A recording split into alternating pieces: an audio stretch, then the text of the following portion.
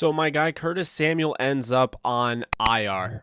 Really upsetting, obviously. Bummer for him. If you're a fantasy owner, you're going to want to watch the rest of this video. Be sure to subscribe, like, and comment. Let's discuss, but let's get into it right away. The Washington football team have placed Curtis Samuel, their prized free agent signing from the Carolina Panthers, on IR. So what are you going to do as a fantasy owner, either looking at this from a perspective of having Curtis Samuel or just maybe wanting to go out and add some depth to your bench? And I got news for you. There's going to be a lot of opportunity that comes out of this. This is a significant loss for Washington, but they do have the depth for it. First off, we're going to turn the attention over to Dyami Brown. Brown, third-round pick at a UNC, back-to-back 1,000-yard seasons, over 20 yards per reception. This is somebody that can help you with the deep ball over the top. This is somebody that showed that in preseason. So I think a lot of people are very excited for what, Dyami Brown could mean for this offense. It's definitely going to create an opportunity for him. And I think furthermore, with Ron Rivera raving about him, he definitely has the attention of the coaching staff, and I think he's the guy you want to go up and pick right now, right off waivers.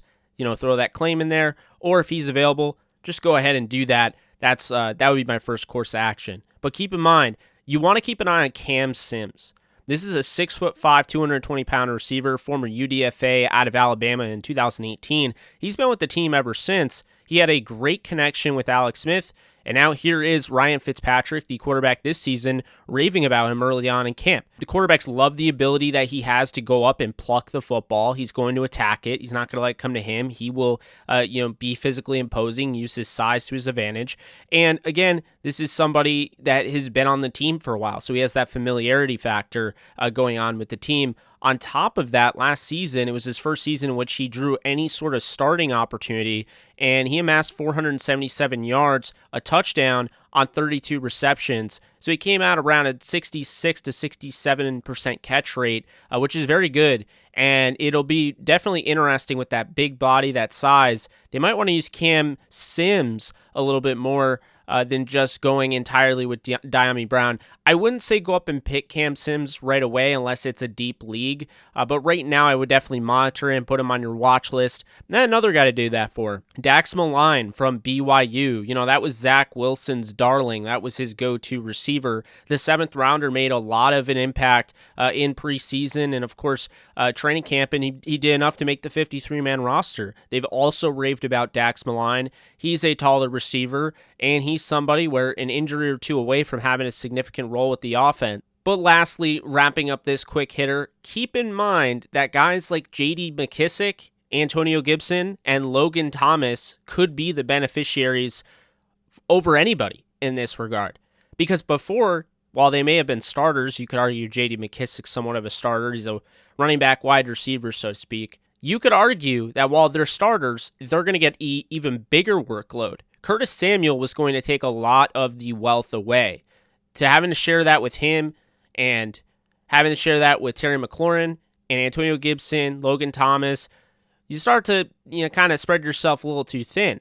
Now, with Samuel out until at least week 4, you can expect Antonio Gibson to have a bigger role, who's already going to have a massive role. He has elite level potential.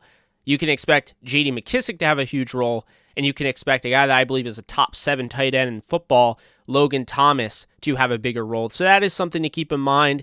It may not just be guys that you should pick up. It may be guys that might be already on your roster.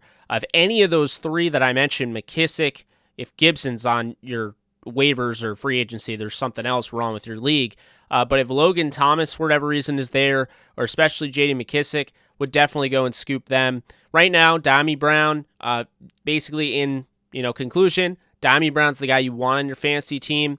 And on top of that, I would definitely say keep an eye on Cam Sims. He might even be a guy I want to scoop up just because of that athleticism, that physically imposing ability that he uses so well, and the fact that he's getting rave reviews from the would-be quarterback starting this Sunday. That definitely says a lot to me. Before you go, though, be sure to click this video up top. I talk about what you can do if you're a Gus Edwards fantasy owner, or if you're not a Gus Edwards fantasy owner and you want some insurance on your fantasy football bench, definitely go and check out that video. I named 2 options, and that's it. So if you guys enjoyed these quick hitters, please be sure to subscribe, be sure to like, and be sure to comment. Let me know that you're enjoying them. That's going to do it for me. I'm Jake Ellenbogen. Until next time, you guys take care.